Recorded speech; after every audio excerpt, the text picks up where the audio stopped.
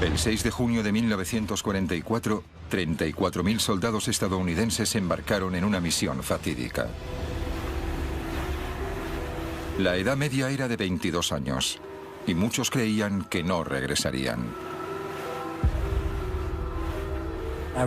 Escribí una carta a mi hermana en la que le decía: no esperes que regrese a casa. Creía que moriría. En 1944 los nazis ocupaban Europa. Los aliados lanzaron el mayor ataque de todos los tiempos desde el mar contra una costa fuertemente defendida por las fuerzas alemanas. Era la mejor oportunidad para liberar el oeste de Europa. Sin embargo, para los soldados, incluso si llegaban hasta la costa, era una batalla por la supervivencia. Habías hecho todo el camino hasta la playa de Omaha, pero cuando salías de la embarcación no llegabas tan lejos como hasta aquí. Estabas luchando por tu vida entre las olas. Esta es la épica historia de la batalla de 12 horas por la playa de Omaha. Su corazón les decía que hacían lo correcto, no solo para su país, no solo para sus familias, sino también para el mundo entero. Pero uno de los puntos de inflexión de la historia moderna gira en torno a algunos factores sorprendentes y unas tácticas extraordinarias. No solo dependía del poder del hombre y de las armas más avanzadas, sino también de magos, invenciones extravagantes como tanques que podían navegar o paracaidistas explosivos, y de los espías que enviaban mensajes secretos en palomas mensajeras. Era una batalla en la que las vidas de miles de soldados estadounidenses pendían de la precisión de la previsión del tiempo o del diseño de la hebilla del paracaídas. A pesar de los ingeniosos instrumentos tácticos y de las estrategias, a lo largo de una desprotegida superficie de arena de un centenar de metros, las armas más poderosas de la guerra siguen siendo el liderazgo y la valentía.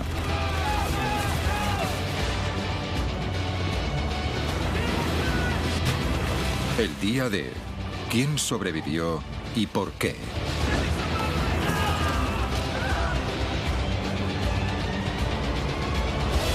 El día del desembarco.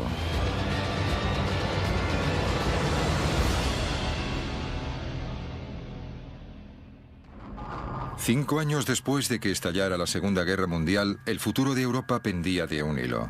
Los nazis habían ocupado la Europa continental. Estados Unidos, junto con sus aliados, encabezaba la lucha. Eran las 6 de la mañana en la costa francesa.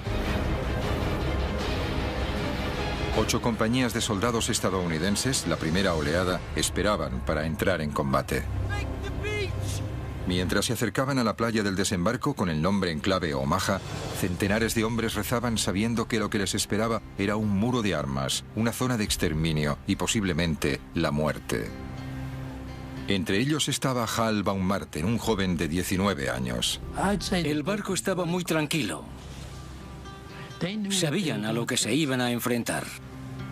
Como casi todo el mundo en la embarcación, el día D sería la primera vez que Hal entre en combate. Aunque ahora no tenía ni idea, en las próximas 12 horas, la vida de Hal dependería de lo que había comido en el desayuno. La física del agua. Y un fragmento de madera de 5 centímetros.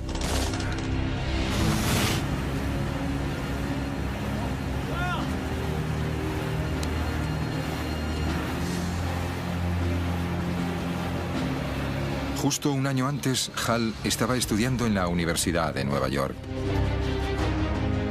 Era un prometedor jugador de béisbol. Entonces fue reclutado. Escribí una carta a mi hermana. No esperes que vuelva a casa. Creía que moriría. Una de las razones por la que Hal quería luchar era por su fe. Soy judío y había visto todas las noticias. Los alemanes iban de pueblo en pueblo y obligaban a las personas a llevar las estrellas de David. Como todos los soldados judíos, a Hal se le dio la opción de cambiar su placa. De ese modo, si era capturado, podía evitar la persecución nazi. Pero Hal tenía otras ideas. Dibujé una gran estrella de David en la parte trasera de la chaqueta con las palabras El Bronx, Nueva York, escritas alrededor. Así no tendrían ningún problema en identificarme. Hal y sus compañeros se dirigían a la playa de Omaha.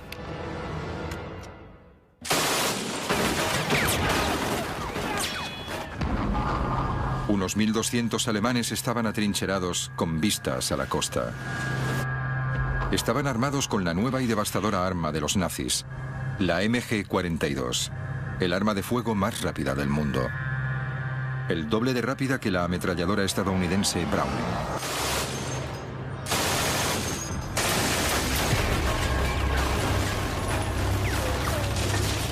La MG-42 era tan rápida que no se podían escuchar los disparos por separado. Se la conocía como la cremallera de Hitler porque producía un ruido parecido a desgarrar ropa. La cadencia proviene de su diseño revolucionario. En cualquier arma, las balas están colocadas en un cerrojo. Pero los alemanes descubrieron que si el cerrojo se encuentra en pequeños rodillos, se incrementa la velocidad de recarga de las balas. Esto significa que puede disparar hasta 1.500 balas por minuto.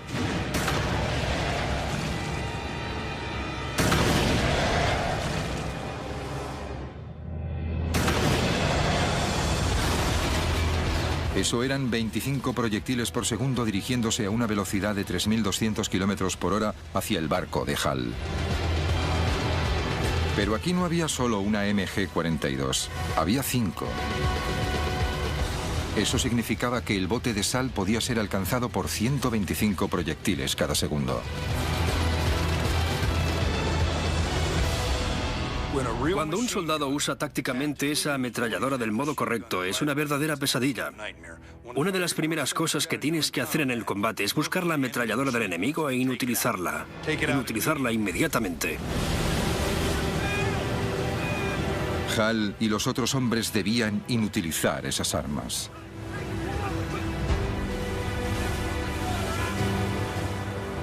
Esta es la playa que los aliados llamaban con el nombre en clave Omaha.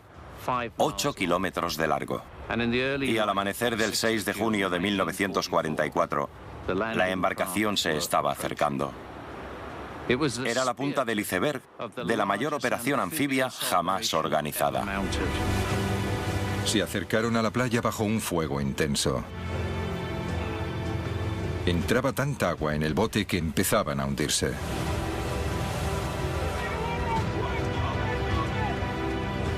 Y los bandazos desencadenaron otro problema: los mareos.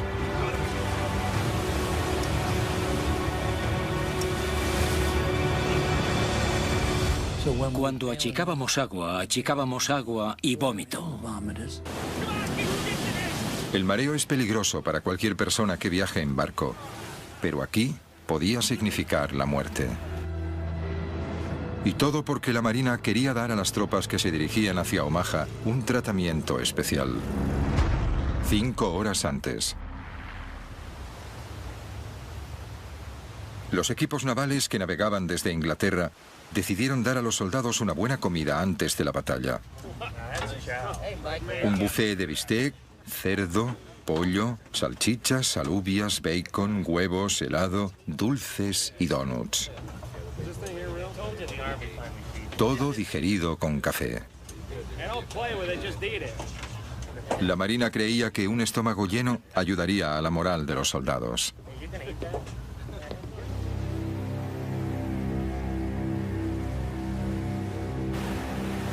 Hal se saltó el desayuno y solo comió una barrita de chocolate. Para los demás, el festín había sido la última comida de los condenados a muerte.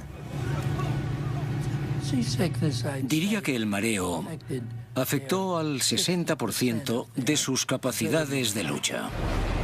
Al llegar a la playa de Omaha, muchos estaban debilitados. Y ocurría en el peor momento.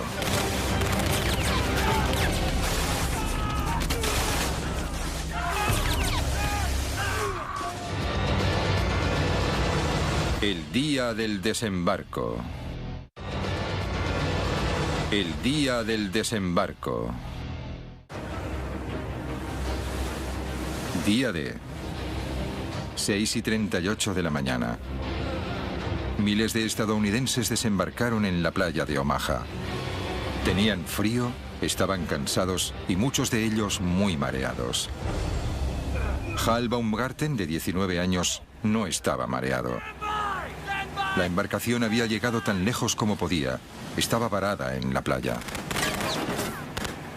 Cuando la rampa bajó, fue la señal para cada arma en esa playa para que apuntaran a la salida de la pequeña embarcación.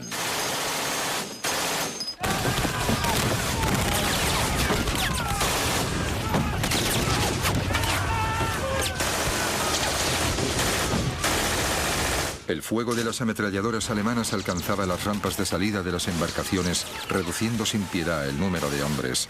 La única posibilidad de supervivencia para ellos consistía en hacer lo que no debían hacer: saltar hacia los lados. Y me tiré al agua.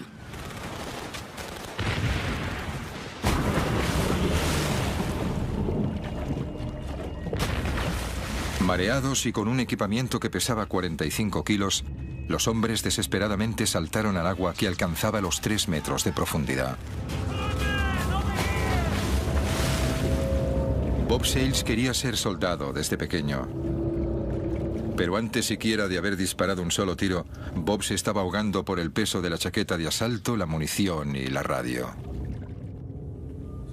Cuando entré en el agua, me hundí hasta el fondo.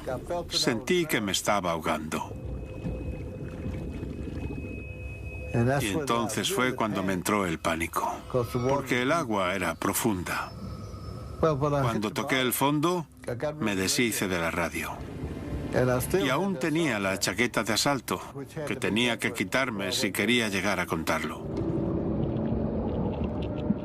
Cansado, mareado y bajo el agua, Bob se quitó la chaqueta justo a tiempo. Me di un gran impulso. En solo unos pocos segundos estaba de nuevo en la superficie.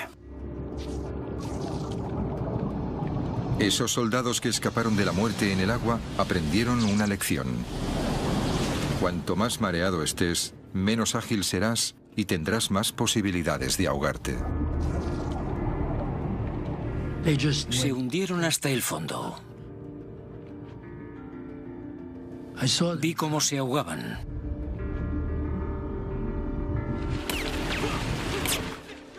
Hal solo comió una barrita de chocolate para desayunar y no estaba mareado. Pero como todos los soldados que no se habían ahogado, se enfrentaba a otro peligro en el agua. El incesante torrente de proyectiles que se dirigían hacia ellos a 900 metros por segundo. Sobrevivir a ese caos dependía de la física, porque ahora era el agua lo que podía salvarlos.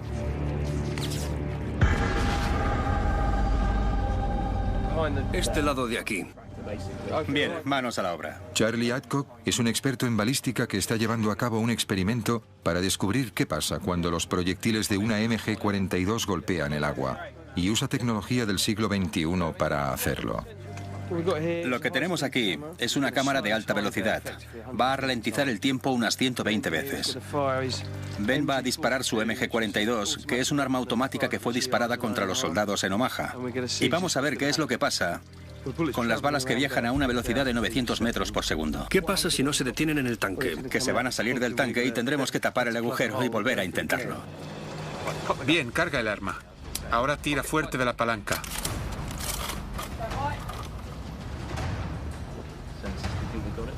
Tres, dos, uno.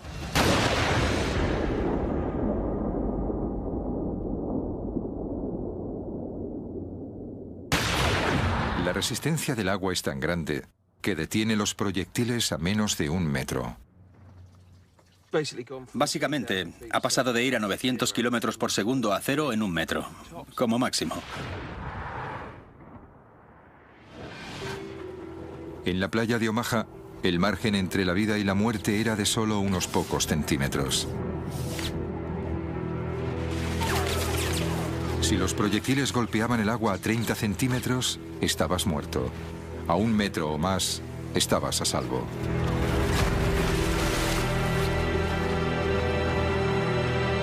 La misión solo hacía 2 minutos que había comenzado. De los 1.450 soldados que llegaron con la primera oleada a la playa de Omaha, se estima que más de un tercio fueron bajas durante la primera hora. En solo 120 segundos, estos hombres se han enfrentado a la ametralladora más devastadora del mundo. Muchos escaparon de la muerte saltando de la embarcación para ahogarse bajo el peso de su propio equipamiento. Los supervivientes fueron aquellos que estaban a más de 1 metro de donde los proyectiles golpeaban el agua.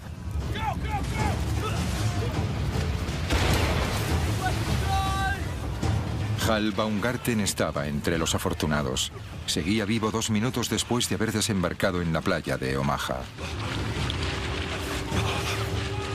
Era un panorama horrible. Era surrealista porque el agua estallaba a mi alrededor. Los proyectiles iban cayendo. Las minas se detonaban. Había gente que salía despedida por el aire. Pero no había llegado mi hora. Los primeros 2 minutos de Hal en la playa de Omaha fueron duros. Ahora tenía que adentrarme en la playa y hacer mi trabajo.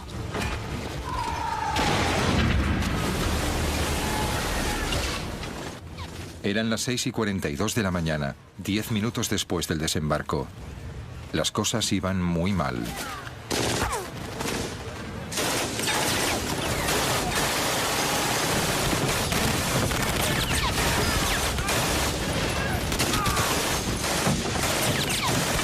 Centenares de hombres fueron abatidos o heridos en la primera oleada de la invasión. Muchos otros chapoteaban en el agua y aún no habían alcanzado la zona más difícil, la playa.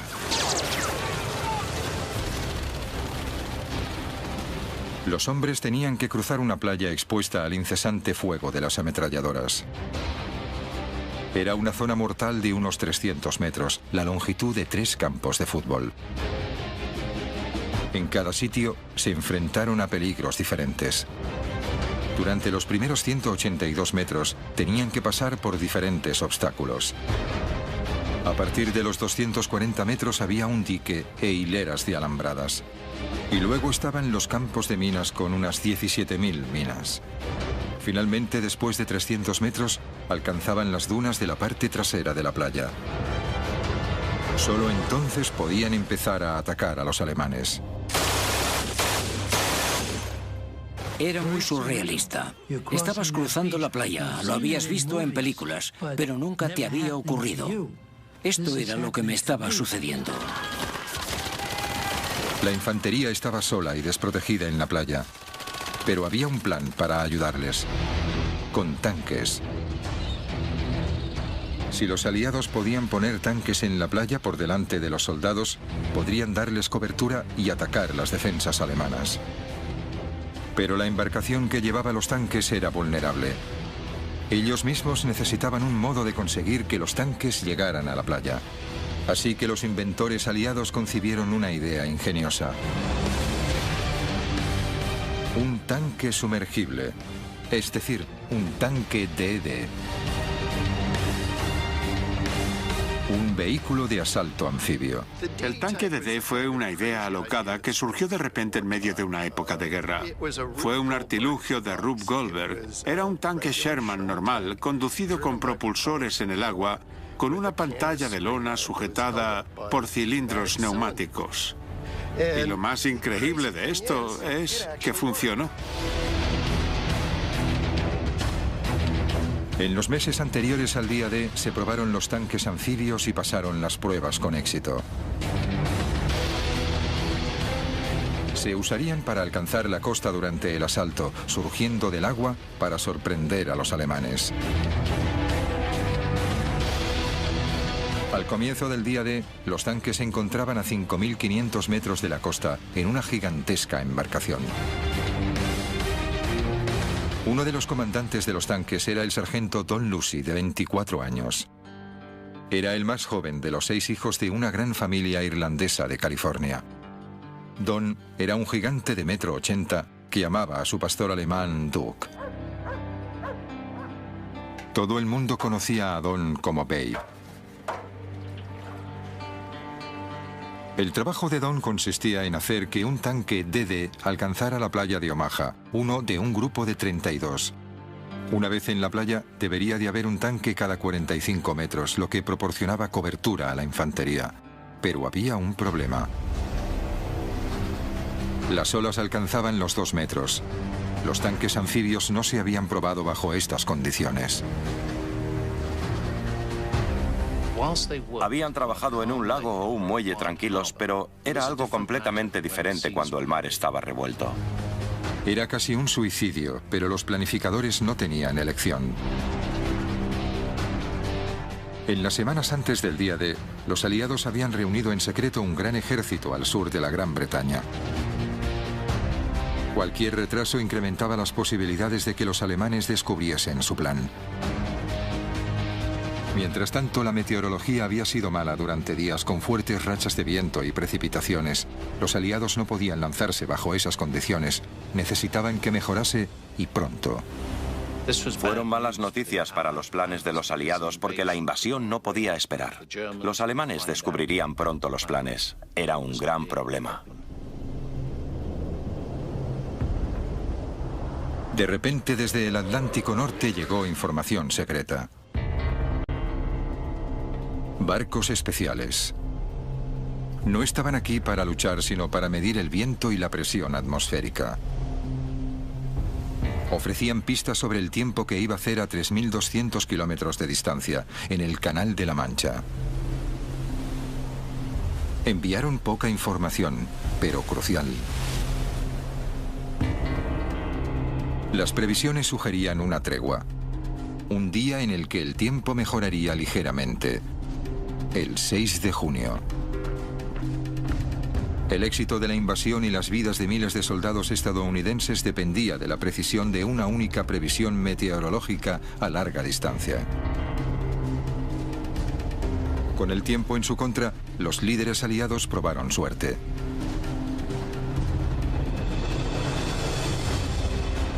El 6 de junio el tiempo mejoró, pero los mares aún estaban revueltos. Entre estas olas, a 5 kilómetros de distancia de la costa, la embarcación de Don Lucy envía los tanques DD.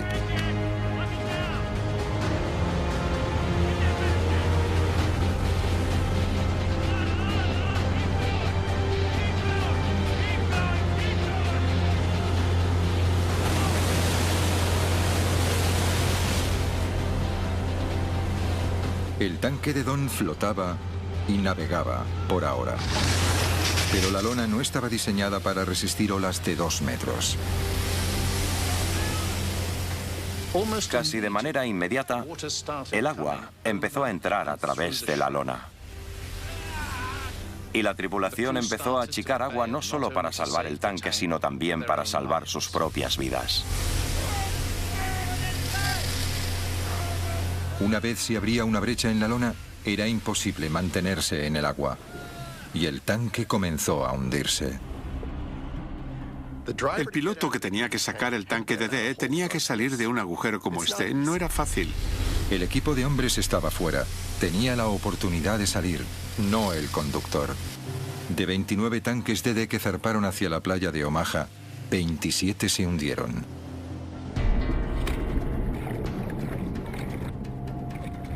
De los otros tanques que alcanzaron la playa, la mayoría fueron destruidos.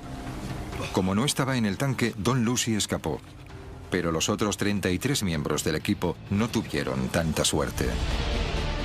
El fracaso de los tanques DD anfibios al no poder llegar a la costa significó que los hombres de la playa de Omaha dependían de ellos mismos. Ahora debían luchar solos y apoderarse de las inexpugnables posiciones sin tanques que los protegieran. Nos tenían que encabezar por la playa, pero no llegó a ocurrir.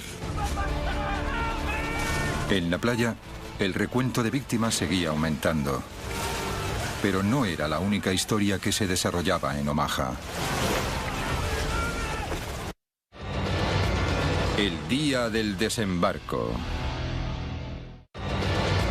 El día del desembarco. 7 de la mañana del día D. media hora después de que empezaran los desembarcos en la playa de Omaha. El joven recluta alemán de 18 años, Franz Göckel, había estado disparando sin cesar a las tropas estadounidenses desde que empezó la invasión aliada.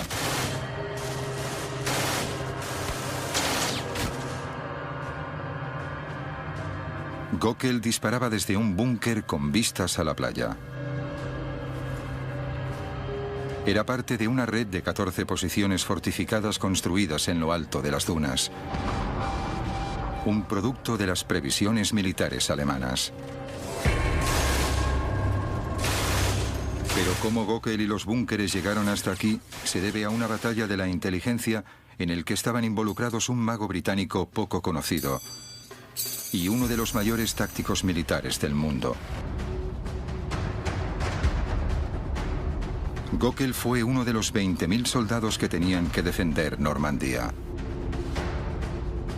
Justo un año antes estaba trabajando para la empresa de su padre cerca del Valle del Ruhr, arreglando tejados dañados por las bombas aliadas. Pero como otros alemanes, fue llamado a filas en la máquina de guerra de Hitler, 6 meses antes.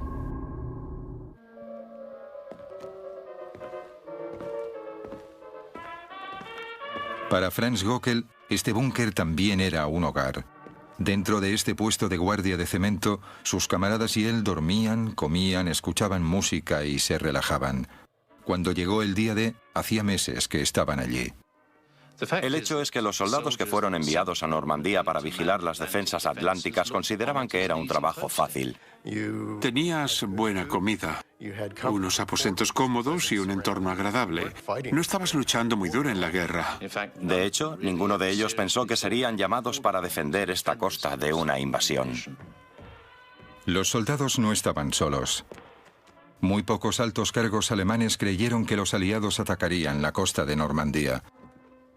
Pero de hecho, fueron víctimas de uno de los mayores engaños de la historia militar.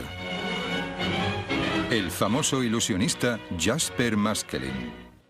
Soy suficientemente mayor para mostraros... Y este es el hombre que sirvió de inspiración. Si me disculpáis, tengo que tomarme la medicación.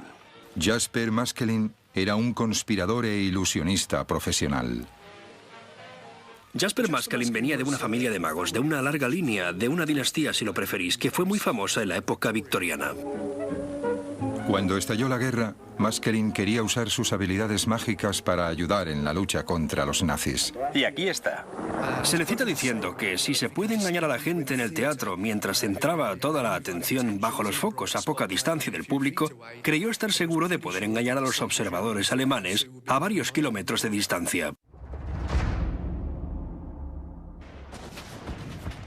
En 1941, durante la campaña aliada en el norte de África, Maskelyne tuvo la oportunidad de ayudar en la guerra por primera vez. Se unió a un grupo secreto llamado A-Force para desarrollar tácticas militares de cobertura. Su nombre en clave era el Grupo Mágico. No podía haber una mezcla más rara de personas. Había de todo, desde restauradores de arte hasta pintores y utileros. Todo lo que esperarías. Pero también había químicos, ingenieros eléctricos y todo tipo de profesiones. Y todos sus talentos venían de diferentes cosas. En el norte de África, los aliados necesitaban toda la ayuda posible. Estaban perdiendo en la campaña. Antes de la crucial batalla de El Alamein, usaron el engaño para despistar a los alemanes, cortesía del Grupo Mágico. El Grupo Mágico usó camuflaje e ilusiones, que hizo que los todoterreno pareciesen tanques y los tanques pareciesen camiones. Crearon un ejército falso y engañaron a los alemanes para que creyeran que los aliados atacarían por el sur en lugar de por el norte. Y el truco funcionó. Los aliados ganaron en el Alamein y consiguieron que la campaña del norte de África fuese a su favor. En Egipto, la ciudad de Alejandría estaba siendo fuertemente bombardeada en ataques nocturnos. El Grupo Mágico diseñó un plan para dejar a oscuras toda la ciudad. Entonces construyeron una maqueta de Alejandría con luces falsas a 4 kilómetros de la costa y engañaron a los bombarderos, que atacaron una bahía vacía. El engaño siempre se ha usado en la guerra desde tiempos inmemoriales. Desde la primera pelea en la que alguien propina un puñetazo falso, eso es engañar. Pero lo que Maskelyne y su grupo hicieron fue, por así decirlo, usar la tecnología de la época para empezar. En ese sentido era un hombre de su época, pero también proporcionó un aire teatral. En 1943 los planificadores aliados se dieron cuenta de que a las ideas de Maskelyne se les podía dar un uso más estratégico. Esconderían el verdadero lugar de desembarco de la invasión de Europa creando uno falso.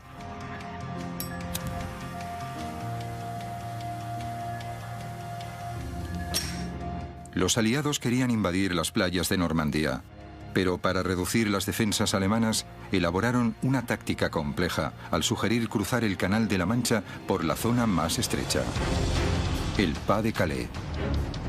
Usaron las tácticas de Maskelyne para juntar un ejército falso al sureste de Inglaterra, enfrente de Calais. Crearon edificios falsos y embarcaciones falsas. Incluso tenían tanques inflables. Hicieron que el general Patton realizara varias visitas con la esperanza que el espionaje alemán se diera cuenta, o que con todo el equipo falso, un avión de reconocimiento lo viera y se convenciera de que había una construcción en ese lugar, cuando de hecho nunca existió.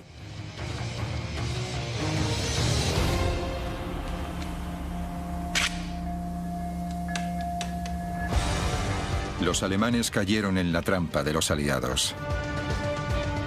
En los meses anteriores al día D, el mando nazi desplazó la mayoría de sus divisiones de tanques y gran parte de su infantería de Normandía hacia el Pas de Calais, a 240 kilómetros de distancia. El engaño de los aliados funcionó perfectamente. Los alemanes dejaron parte de una división para defender la playa de Omaha. Franz Gockel pertenecía a una pequeña fuerza de 600 hombres, pero no por mucho tiempo.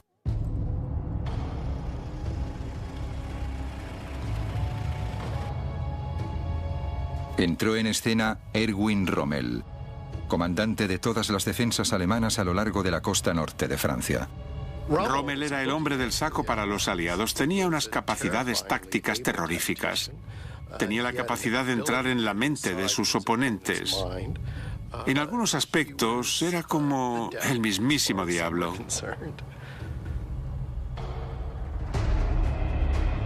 La reputación de Rommel se debe principalmente a que luchó en el desierto con recursos mínimos. Y venció a los aliados una vez tras otra. Rommel no era el típico soldado. Disfrutaba haciendo fotografías. Le gustaban los animales, en especial su mascota Ajax, un teckel. Incluso tocaba el violín. Y lo más importante, era un maestro estratega y un comandante habilidoso.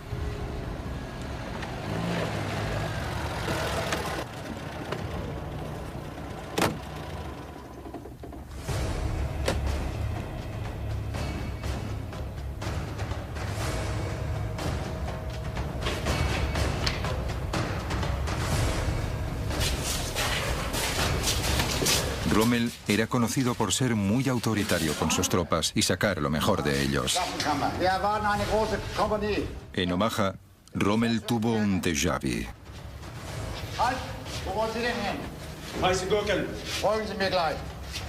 Rommel llegó a Omaha y tuvo algún tipo de revelación.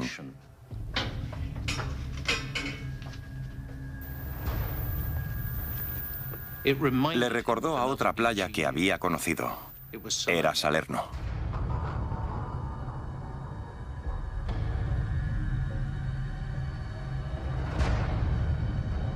Salerno era la playa en la que los aliados invadieron con éxito Italia en 1943. Miles de tropas desembarcaron allí en un asalto anfibio que aplastó a los alemanes.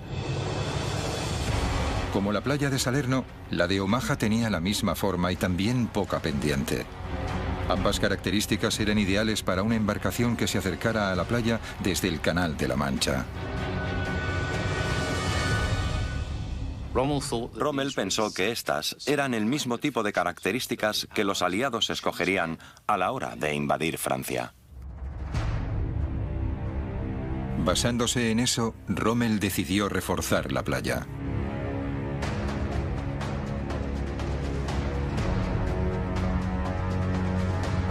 Durante los siguientes meses, la playa de Omaha sufrió una transformación.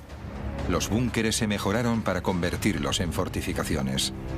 En apenas 6 meses, Rommel incrementó el número de obstáculos defensivos en la playa hasta los 3.700, uno cada 2 metros.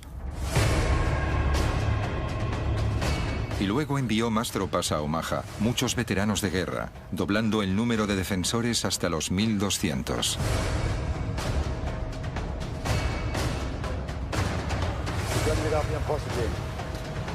Rommel transformó un lugar costero tranquilo en una fortaleza formidable con posiciones de lucha desde las que se veían grandes partes de la playa. El día D.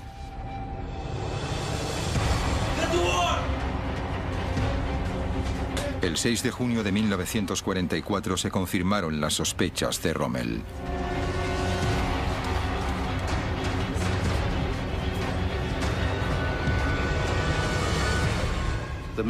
Los hombres que miraban desde el fortín debieron de sentir una mezcla de miedo y emoción. Emergiendo por el horizonte, se aproximaba una gran flota. Las 7:05. Había pasado más de media hora desde el comienzo de la mayor invasión anfibia de la historia. Desde las nuevas fortificaciones reforzadas, Franz Göckel disparaba tan rápido como le permitía su arma. No sabía cuántos hombres había matado hasta que los cuerpos empezaron a ser arrastrados a la playa. Era el día D y la muerte se decidía en un combate de ingenio. Inicialmente, los aliados consiguieron ocultar el lugar del desembarco a los alemanes. Pero las tácticas de Rommel eliminaron cualquier ventaja que hubieran ganado gracias a este engaño, con consecuencias devastadoras. Ahora, Hal Baumgarten estaba al comienzo de la zona mortal de la playa de Omaha. En medio del caos, Hal vio a Robert Garvett, su mejor amigo en el ejército.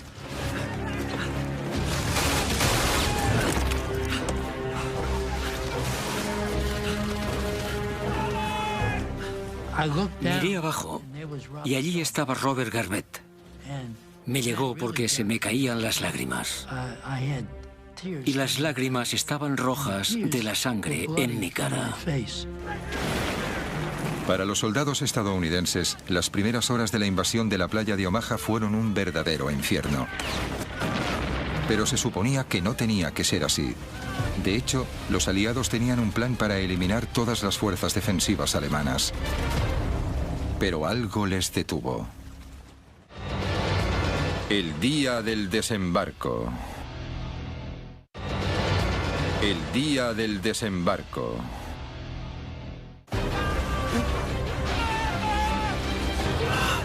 Hal Baumgarten era un soldado de 19 años del Bronx. Inició el día D pensando que moriría. Ahora, 30 minutos después de que empezara la invasión, está completamente convencido de que lo hará. Eran las 7:10. Hal estaba al principio de una gran zona mortal de 300 metros en la playa de Omaha. Entre él y su objetivo, las dunas de la playa, había 37.000 obstáculos defensivos, alambradas y 17.000 minas terrestres. Para sobrevivir, tenía que evitarlos bajo el fuego incesante de las ametralladoras de los acantilados. Lo que era interesante de la playa de Omaha es que no había ninguna cobertura. Se podían usar algunos obstáculos o los cuerpos de tus compañeros muertos. Pero, mientras tanto, los alemanes seguían disparándote desde los acantilados. Debió de ser horrible. Hal debía correr sin ninguna cobertura para el fuego. A su alrededor no solo había violencia y muerte, sino también locura. Vio a un soldado que conocía. No llevaba casco. Tenía un agujero en la parte izquierda de su frente. Su pelo estaba manchado de sangre. Se arrodilló y empezó a rezar con su rosario.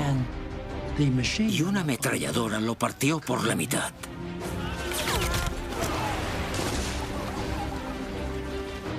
Fue horrible. Era difícil ver partes de cuerpos de personas que conocíamos. Se podía oler la carne quemada. Había hombres que gritaban a sus madres. Era una escena horrible. Una escena horrible que estaba a punto de empeorar. Entre los otros testigos del caos había un joven médico, Virgil Mounds. Aunque no tenía 20 años, como la mayoría de soldados de la playa de Omaha, Virgil tenía un secreto. Era menor de edad. Virgil Mounds solo tenía 15 años. Mintió para poder alistarse. Cogió la licencia de su hermano. Nunca debió de haber estado allí. Pese a que debía estar de camino a casa tras salir de la escuela, Virgil fue responsable de salvar vidas en el campo de batalla. Los proyectiles empezaban a llegar. Bajo el fuego de la artillería pesada, el trabajo de Virgil consistía en vendar a los hombres heridos para que pudiesen seguir luchando. Llamé a los médicos para que le ayudaran y Virgil Mounds se levantó. Se dirigió allí. Es difícil hablar de él. Vino para intentar curar al hombre herido. Entre tanto, los proyectiles seguían llegando. Los alemanes disparaban cada minuto a los soldados en la playa. Cuando la bomba explotaba, se rompía en miles de fragmentos, algunos pequeños y otros grandes.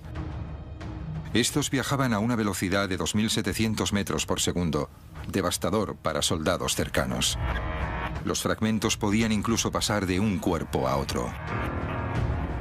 Uno de los proyectiles que cayó estalló en pedazos que atravesaron el cuerpo de Virgil Mounds.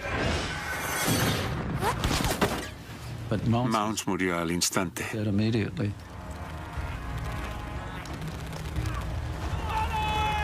Eso es algo que no puedo olvidar.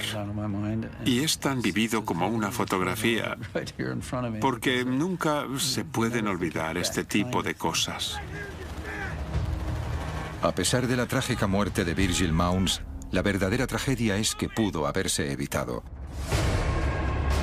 Esto se debía a que los aliados sabían el tipo de artillería pesada que tenían los alemanes para defender la playa de Omaha y planearon neutralizarlas esa misma mañana.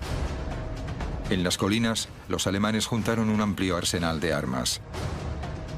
Había 30 armas antitanques, 17 morteros pesados y más de 20 armas de campo. Estos eran el tipo de fortificaciones que los alemanes usaron para almacenar sus armas. Los planificadores aliados sabían el tipo de armas que había allí y su poder, y habían pensado un plan para neutralizarlas. 4 horas antes. Temprano, la misma mañana del día D, los aviones aliados partieron para bombardear las defensas alemanas en la playa de Omaha. 446 aviones armados con 13.000 bombas equivalían a 1.000 toneladas de explosivos. Prometía ser el mayor bombardeo de precisión de la historia. Las fuerzas aéreas eran tan precisas que podían acertar a un barril desde 3.000 metros de distancia, y esa era una oportunidad para demostrarlo. Pero con nubes bajas y densas, los bombarderos dependían del radar, un invento relativamente nuevo para atacar la costa. La Marina no confiaba en ellos y le preocupaba que las bombas impactaran en los barcos de los aliados que esperaban en el mar. Cuando los bombarderos pesados se aproximaron a la playa, la nube aún evitaba que pudiesen ver su objetivo actual. Como había la amenaza que se quedaran cortos y golpearan la flota cercana a la costa, les dijeron que se demorasen, que esperasen hasta que estuviesen encima de la playa, que esperasen entre 5 y 30 segundos y entonces soltaran las bombas. Una demora de unos pocos segundos podía cambiarlo todo. Para un bombardero a 3.000 metros de altitud y viajando a 240 kilómetros por hora, una demora de 5 segundos significaba que sus bombas podían fallar el objetivo por medio kilómetro. Una demora de 30 segundos y podía fallar por 2,5 kilómetros. Ese día se lanzaron 13.000 bombas, pero increíblemente ninguna impactó en la playa de Omaha ni en los búnkeres. Fue el mayor error de los planes aliados del día D. Oh, madre mía, nada funcionaba. Iba a ser uno de los peores días. Hal Baumgarten se encontraba al comienzo de una playa llana y expuesta. Y me dije a mí mismo, tengo que salir de esta playa. Solo había una manera de recorrer esa distancia. Estaba en buena forma. Estaba en el equipo de atletismo en la escuela y jugaba fútbol, así que estaba en buena forma. 300 metros para cobijarse. Hal necesitaba alcanzarlo tan rápido como pudiera. ¿Cuánto tardaría? Veámoslo con ropa más ligera. 65 segundos.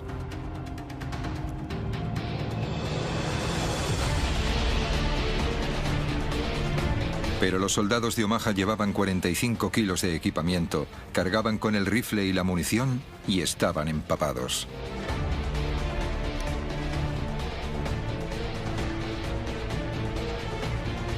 Un minuto y 30 segundos, un 50% más de tiempo, un 50% más de posibilidades de que le dispararan. Pero Hal estaba decidido, tampoco tenía alternativa. Inició una carrera traicionera a lo largo de la arena. Estaba pensando, ¿qué sentiré cuando una bala me atraviese? ¿Qué se siente cuando te disparan?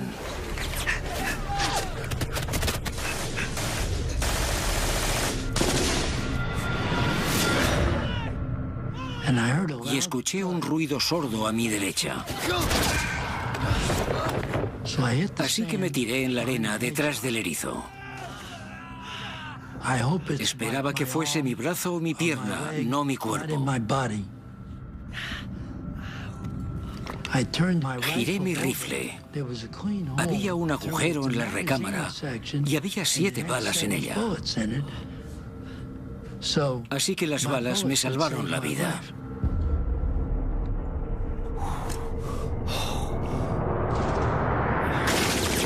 Salvado por una recámara. Un gran golpe de suerte.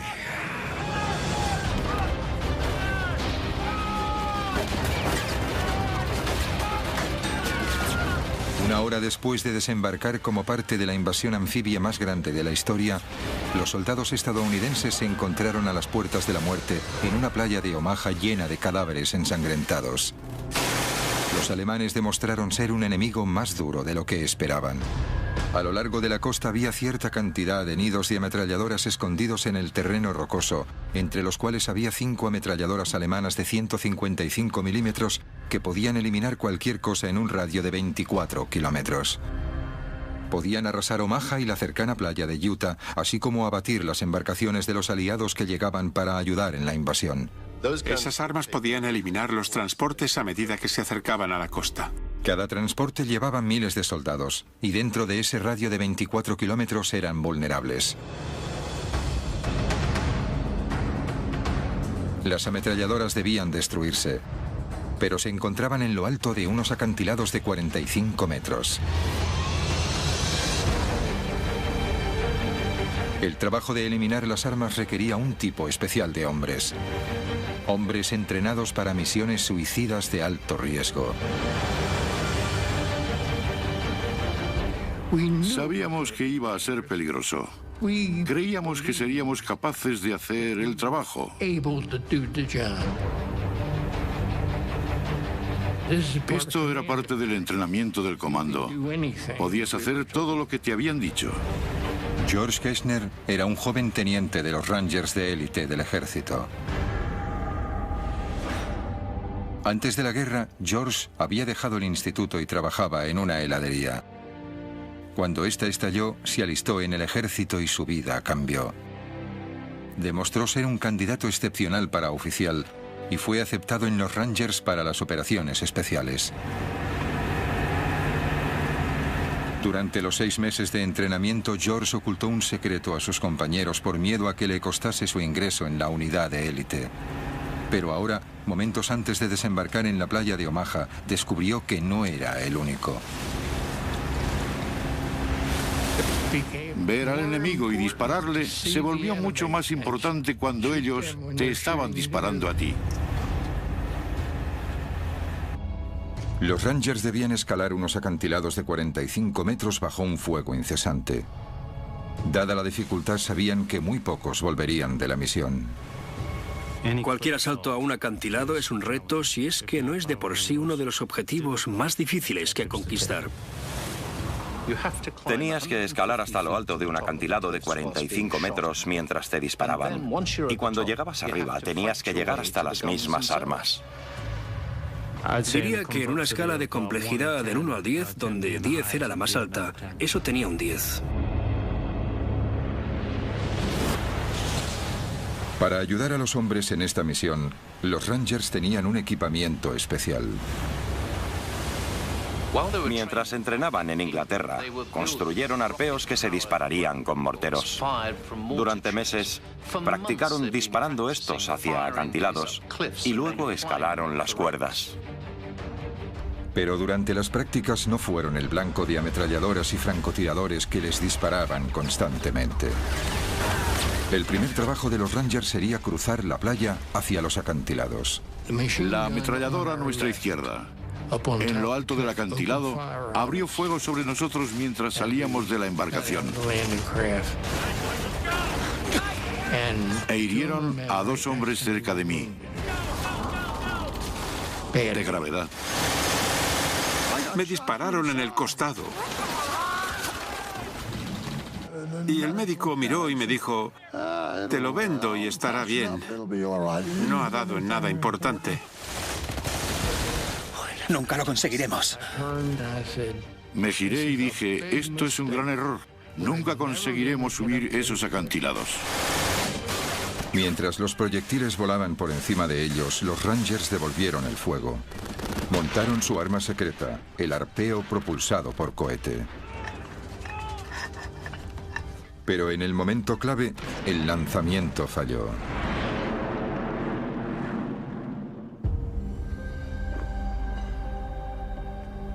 Esto es un experimento para explicar lo que ocurrió, en el que se usa una réplica exacta del mortero.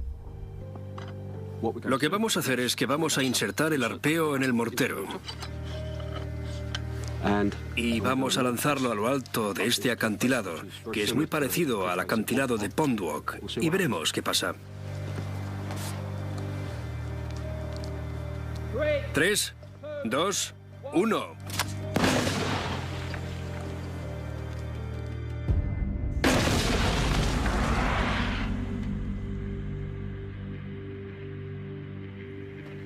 Igual que los morteros del entrenamiento de los Rangers, este lanza el arpeo y la cuerda por encima de los 45 metros de los acantilados.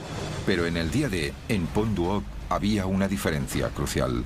Esa mañana, los Rangers esperaron 3 horas en la embarcación antes de ir a la costa. Durante ese tiempo, las cuerdas se empaparon de agua del mar. Lo que haremos es mojar esta cuerda con agua para reproducir las condiciones que se dieron ese día.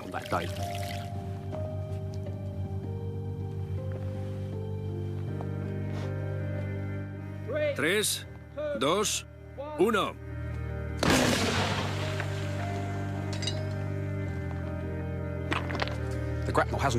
El arpeo no ha ido muy lejos. Es obvio que el hecho de que la cuerda esté mojada ha reducido la velocidad del arpeo en el aire.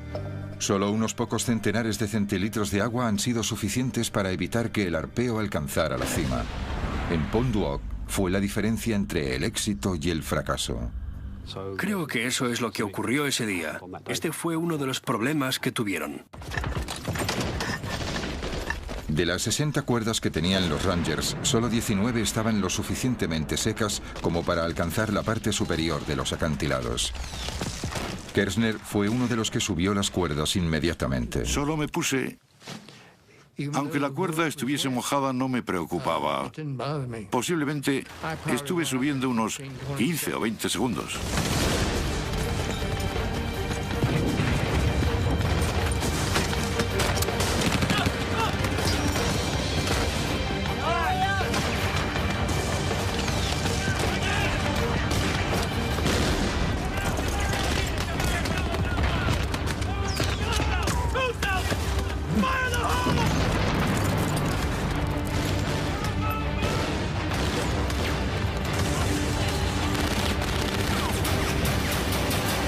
En lo alto del acantilado la batalla continuaba. Abriéndose paso, los Rangers supervivientes luchaban por alcanzar las armas. Finalmente las encontraron. Pero Kershner y sus camaradas estaban a punto de ver algo que les sorprendería. Los Rangers habían luchado a través del fuego de las armas pesadas y hubo 20 bajas hasta llegar allí. Todo para descubrir que los alemanes les habían engañado. No había artillería, solo unos cuantos postes telegráficos. Allí había soldados que se habían preparado para ello durante meses. Estaban decididos a tener éxito. Estaban rebosantes de adrenalina y cuando alcanzaron el objetivo descubrieron que todo fue en vano. Debieron de estar hechos polvo. Ahora, los desmoralizados Rangers se daban cuenta de que se enfrentaban a un enemigo con un temible poder de fuego y que también eran habilidosos en el engaño. Un enemigo que estaba a punto de desplegar todo su arsenal en la playa de Omaha.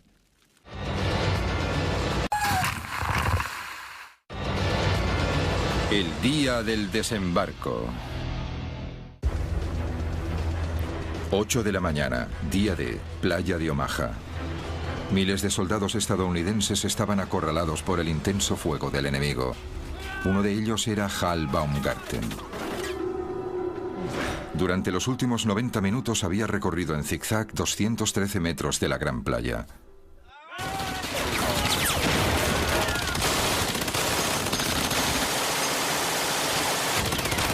Durante ese tiempo, había visto a hombres ser abatidos por las ametralladoras. Casi se ahoga y escapó de la muerte por pocos centímetros. Ahora llegaba el bombardeo de la artillería. Era aterrador.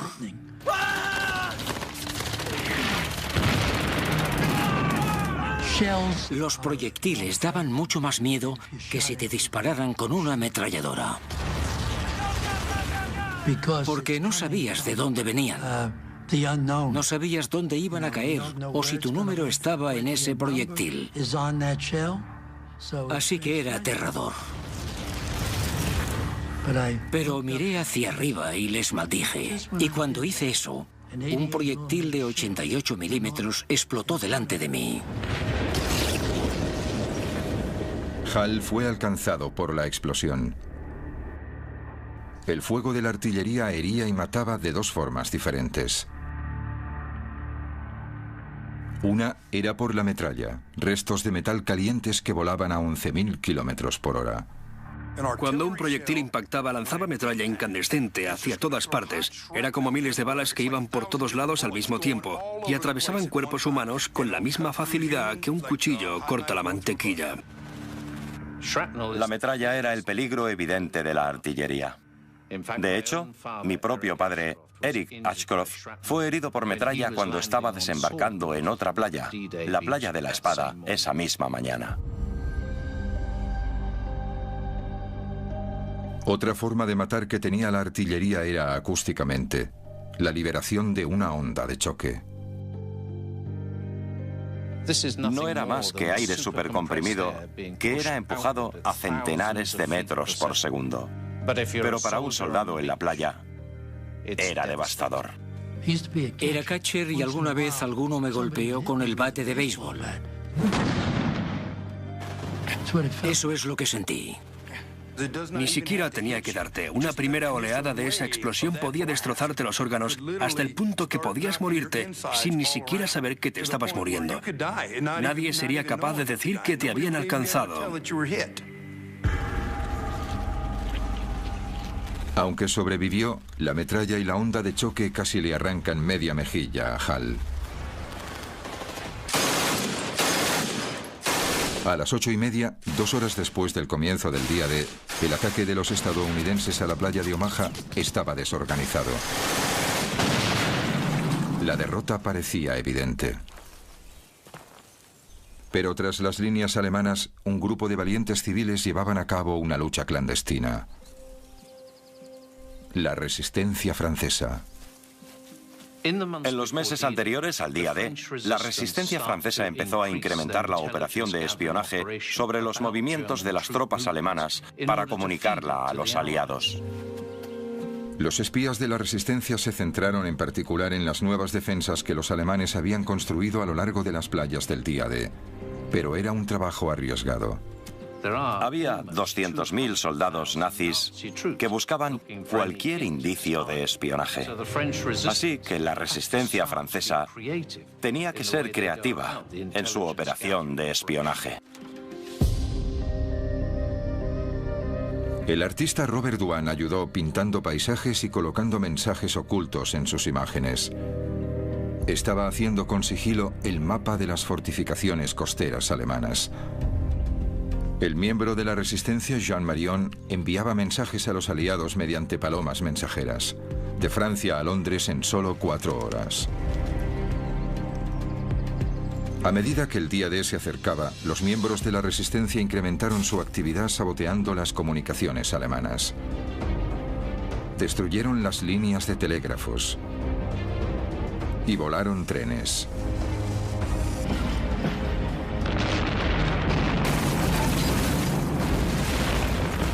Pero a medida que la resistencia se hacía notar, los alemanes estaban cada vez más alerta. En las semanas antes del día D, los alemanes contraatacaron para vengarse. Dispararon a las palomas mensajeras.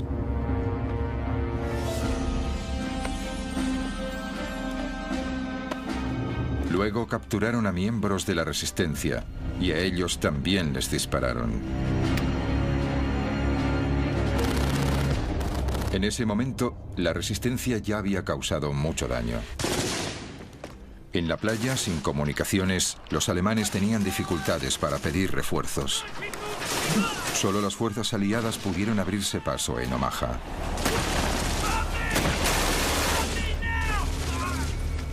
Pero para Hal Baumgarten, la batalla había ido de mal en peor. Gravemente herido por el fuego de la artillería, su único refugio era el dique que tenía enfrente. Unos 240 metros a lo largo de una playa de 300 metros de ancho. Aquí se juntaban los supervivientes, aunque sus esperanzas se desvanecían.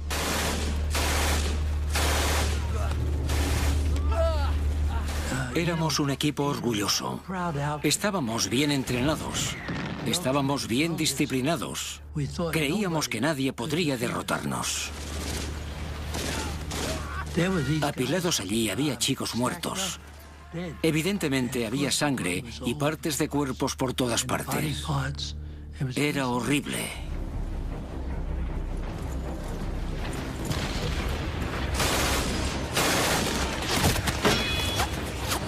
Me pregunté, ¿por qué no yo? ¿Cuándo me atravesará una bala?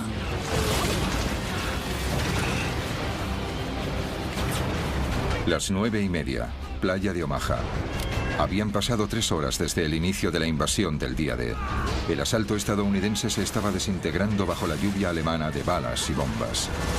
Entre los que luchaban por sobrevivir estaba el sargento de 19 años, Bob Slaughter. Era un estudiante y no había acabado el instituto. Supongo que decidimos que queríamos tener una aventura. Y puedo decirte que tuvimos más de lo que habíamos planeado. Bob y sus compañeros estaban arrinconados en el dique y reinaba la confusión. Perdimos a nuestros oficiales, perdimos a nuestros compañeros. No teníamos ningún líder. Éramos solo un puñado de chicos como yo que hacíamos lo mejor que podíamos. Los hombres estaban asediados desde 2 flancos. Por delante, el incesante fuego de los alemanes. Por detrás, las olas que se acercaban rápidamente. A las 9:30, el mar cubría la mayor parte de la playa, lo que dejó a miles de hombres desesperados apiñados en un trozo estrecho de tierra de apenas 9 metros de ancho.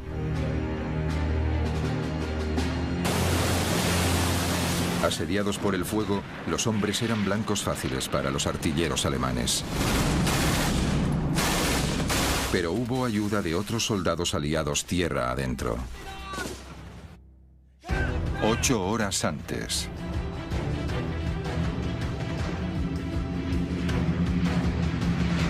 La noche antes del día D, más de 1.200 aviones partieron hacia Normandía. Los aliados querían proteger a la infantería en las playas de un contraataque alemán. Y lanzaron un gran ataque aéreo preventivo. Era la primera oleada de paracaidistas. Pero no eran soldados normales. Medían 1 metro, estaban hechos de goma y llevaban bombas incorporadas. Los aliados lanzaron unos maniquís paracaidistas diseñados para engañar a los alemanes. Estallaban en llamas al aterrizar mientras las fuerzas especiales emitían el sonido de disparos a través de altavoces para simular un ataque aún mayor. Los alemanes cayeron en la trampa. Así que se enviaron a los reservas alemanes para interceptar estos muñecos explosivos. Se enviaron centenares de hombres en una dirección cuando debían dirigirse en la dirección opuesta.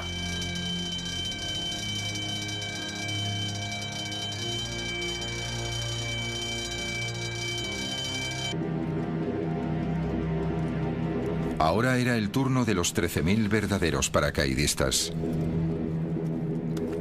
Esta era la 101ª División Aerotransportada.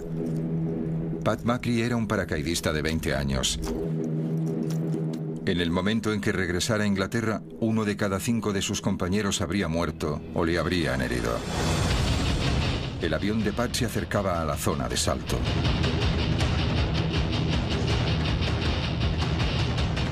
El estado de ánimo cambió completamente. También el trayecto. El avión se movía mucho, era errático, giraba a la izquierda y luego giraba a la derecha, y luego la munición trazadora y el fuego antiaéreo.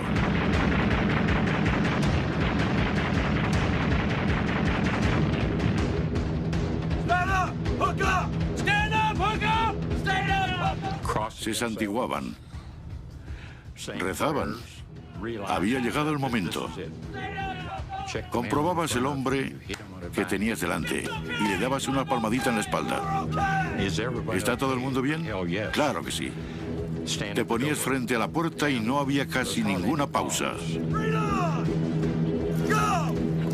Éramos como un líquido que goteaba fuera del avión. De repente se activó el sistema de apertura automático del paracaídas. Se desplegaba y se producía un tremendo tirón. Entonces tuve una sensación de paz y tranquilidad.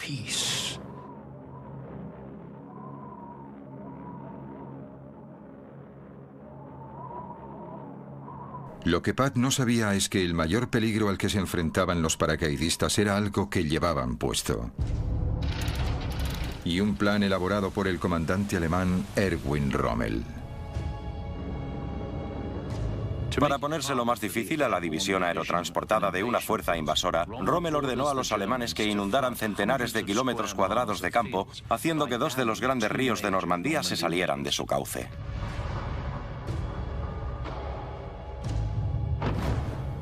Ahora, centenares de paracaidistas caían sobre el agua, muy peligroso para un salto normal. Estos soldados llevaban cada uno un equipamiento de 45 kilos. La supervivencia dependía de si podían escapar de su arnés. En el día D, los paracaidistas aliados aterrizaron en ambos lados de la cabeza de la playa. Los estadounidenses en un lado y los británicos en el otro. El equipamiento estadounidense tenía 3 hebillas y una correa. El británico, un único mecanismo de apertura rápido que les permitía salir de su arnés.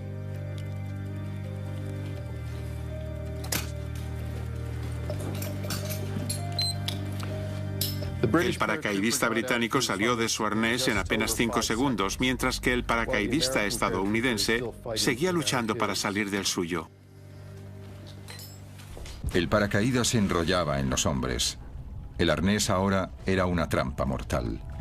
Tenías que liberarte del paracaídas porque este podía caerte encima.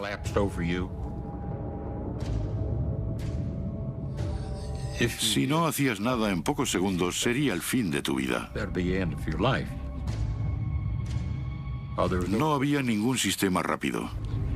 Tenías que alcanzar el fondo y liberar una pierna y luego la otra. Era un peligro tremendo. De los 13.000 paracaidistas que saltaron, muchos centenares se ahogaron. Perdimos muchos soldados, buenas personas. Para muchos soldados el diseño de su hebilla era la diferencia entre la vida y la muerte.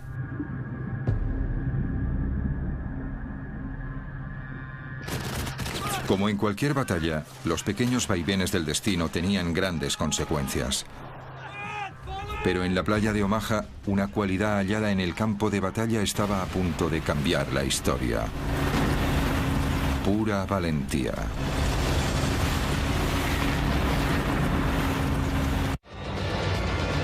El día del desembarco.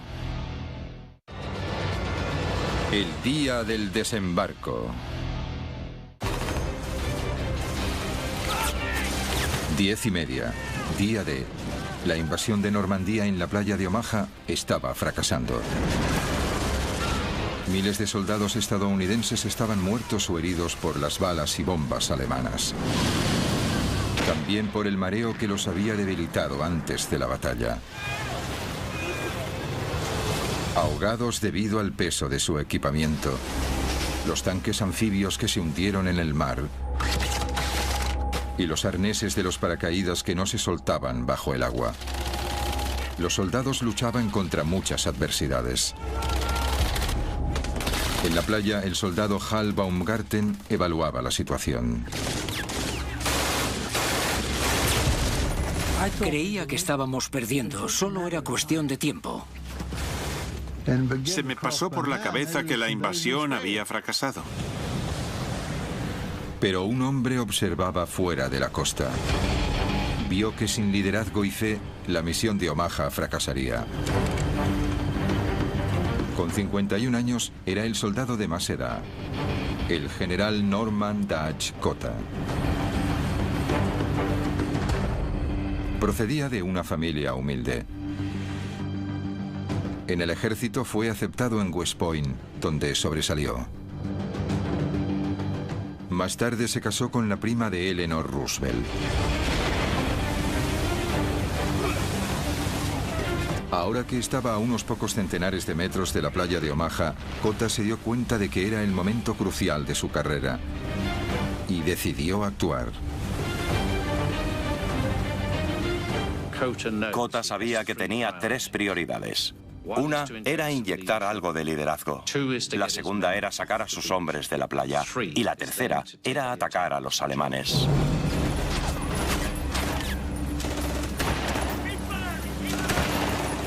Una vez en tierra, Cota tomó el control.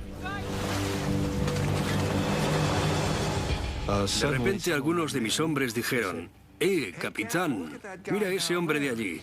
Y miré la playa y a unos 90 o 140 metros había un hombre con un cigarro que estaba gritando a la gente de la playa. Era difícil de creer que hubiese alguien corriendo por la playa, porque seguían disparando. Incluso desde esa distancia parecía algo más voluminoso que la mayoría de nosotros. Y nos preguntamos, ¿quién será? El hombre no temía a nada.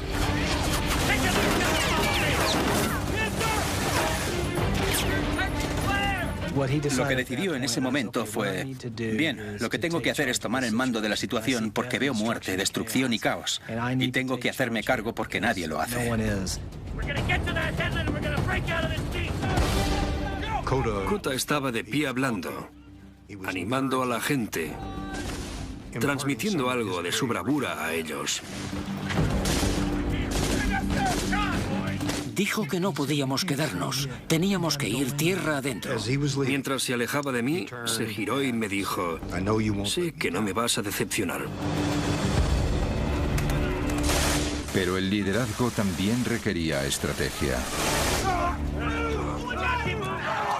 Justo detrás del dique había 2 líneas de alambres de espino. Cota necesitaba que sus hombres los atravesasen y se dirigiesen al terreno que había detrás antes de poder atacar a los alemanes y los lugares en que estaban apostadas las armas. Atravesar la primera línea de alambradas era relativamente fácil. La dificultad estaba en cortar la segunda línea, 9 metros más arriba en la colina.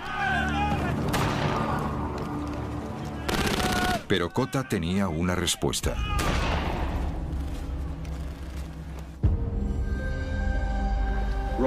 Lo que tenemos aquí es un torpedo Bangalore. Es parecido a los que los Rangers usaron en la playa en 1944. Y como puedes ver, tiene dos partes. La primera parte es un tubo de acero como este.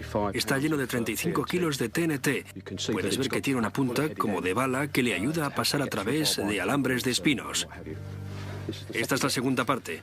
Como puedes ver, esta parte se junta con el extremo de esta otra y ayuda a atravesar las defensas que vas a hacer estallar. Para los soldados bajo el fuego enemigo, la velocidad era clave. El torpedo Bangalore debía atravesar las alambradas rápidamente. Es la hora de probar el arma.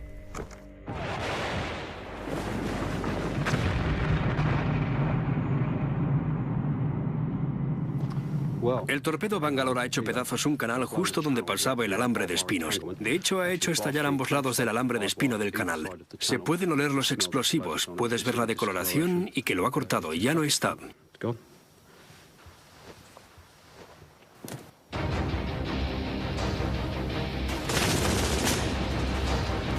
El torpedo Bangalore podría hacer el trabajo para Kota y sus hombres, pero debían colocarlo en posición.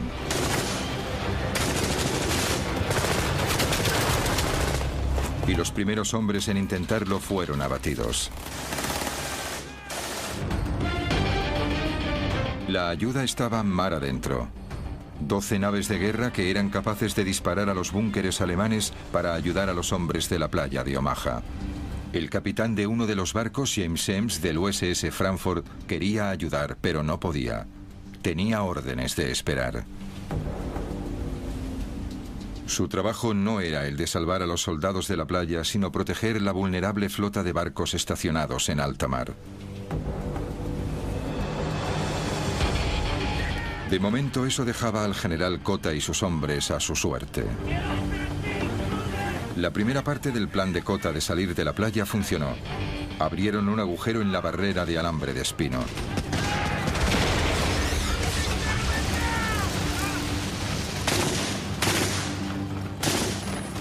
Pero esperándoles en lo alto de la colina había una ametralladora MG-42 que disparaba 25 balas por segundo.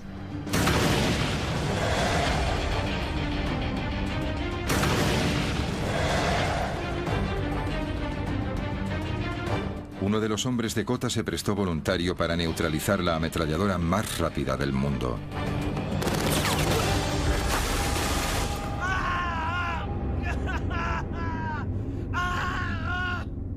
Imagina que eres Kota. Por segunda vez te encuentras en un momento crítico. Un hombre ha recibido un disparo y grita agónicamente. Tus otros soldados te observan y dudan. ¿Qué harías?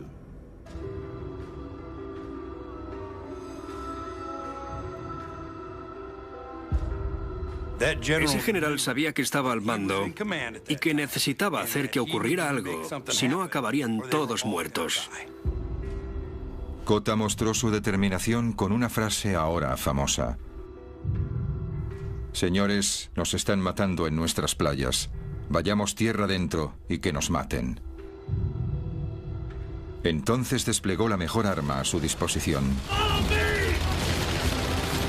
Liderazgo. Y fue el primero en correr colina arriba.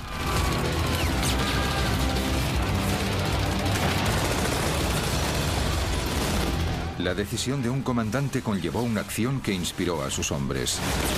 Demostró ser un punto de inflexión en la batalla por la playa de Omaha.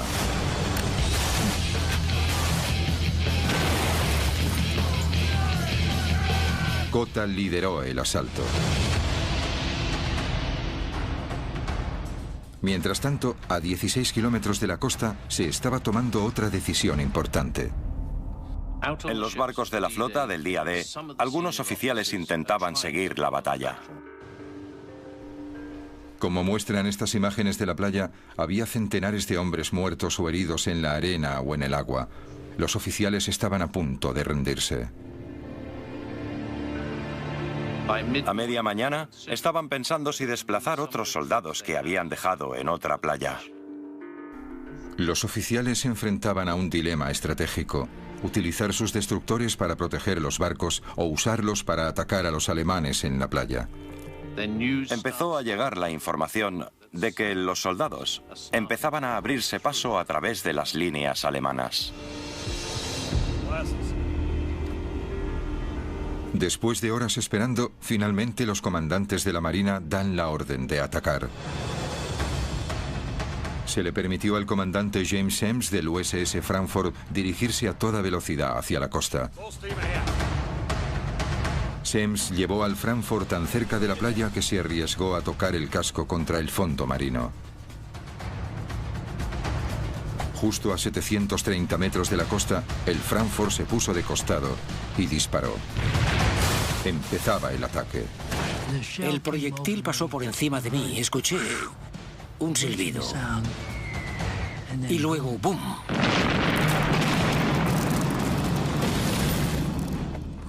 Podías escuchar el destructor. Bum, bum, bum, bum, bum, bum, bum. Lo que querías hacer era darle la mano al capitán de ese barco. Para los hombres fue un momento de alivio. Otros 11 barcos de guerra se unieron al ataque. Después de horas enfrentándose a una derrota inminente, la batalla de la playa de Omaha finalmente se ha decantado a favor de los estadounidenses. Día del desembarco. Día D, playa de Omaha.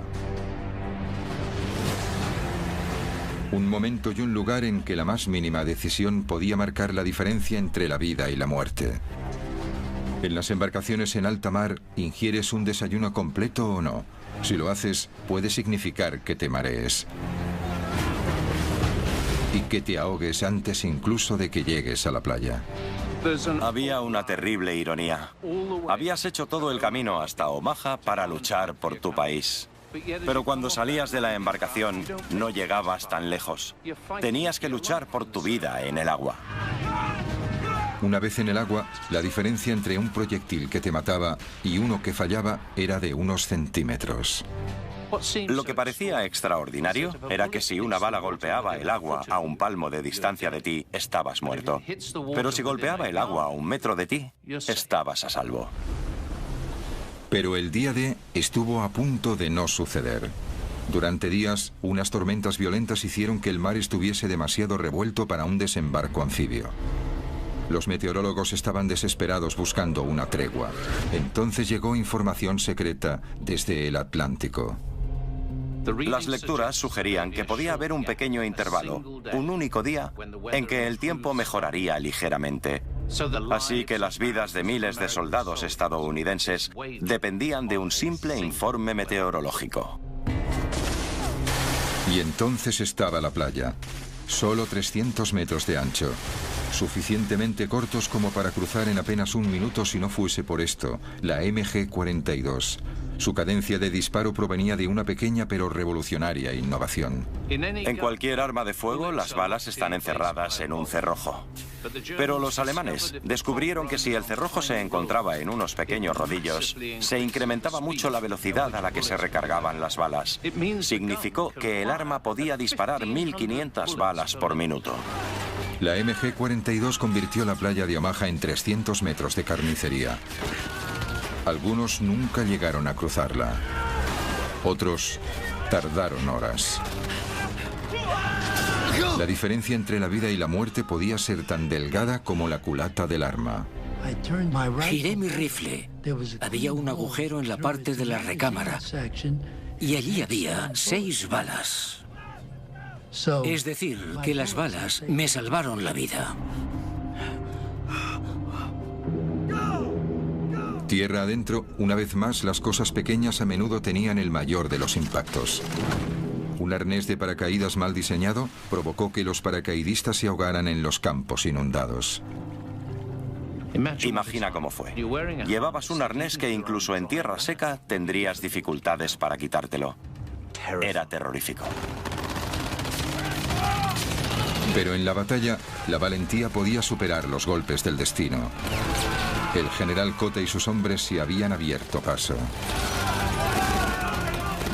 Ese hombre no temía nada. Con el respaldo del fuego naval, abrieron una ruta por el interior. Un ejército de hombres podía por fin entrar en Francia. Y empezó la liberación del oeste de Europa. Lo que fue más sorprendente es que en los días posteriores al día D, otros 200.000 hombres aterrizaron trayendo con ellos 3 millones de toneladas de suministros. Un ejercicio logístico de lo que nunca antes se había visto y que no se ha visto desde entonces. Esta es una fotografía aérea de la playa de Omaha tomada al mediodía del día D. Había marea alta. Se pueden ver las olas golpeando contra el dique, la embarcación, tanques abandonados y vehículos en el agua. Pero entre ellos también se pueden ver centenares de puntos. Cada uno es un cuerpo, un soldado estadounidense muerto y arrastrado por el agua hasta la playa.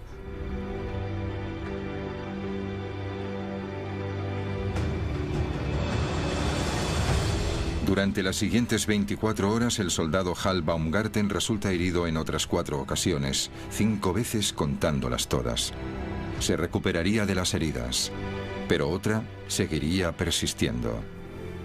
Me sentía culpable por sobrevivir porque me iba diciendo, ¿por qué yo? Mucha gente cuando reza a Dios dice, ¿por qué yo? ¿Por qué tengo esta enfermedad? ¿Por qué no me ayuda Dios? Pero en mi caso era todo lo contrario.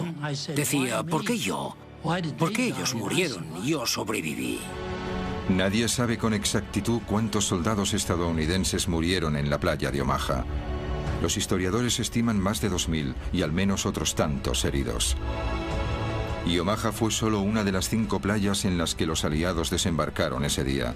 En total hubo unas 10.000 bajas entre los soldados aliados. También murieron 4.000 alemanes, así como 3.000 civiles franceses. El día D fue una gran causa, quizá la más grande, pero para los países involucrados tuvo un precio muy alto, con vidas que fueron muy cortas y futuros que acabaron demasiado pronto. Esos hombres siempre serán jóvenes para mí. ¿Ves? No son tan mayores como yo. Seguirán siendo jóvenes. Serán tan solo unos chicos yendo detrás de las chicas, bebiendo cerveza y pasándolo bien.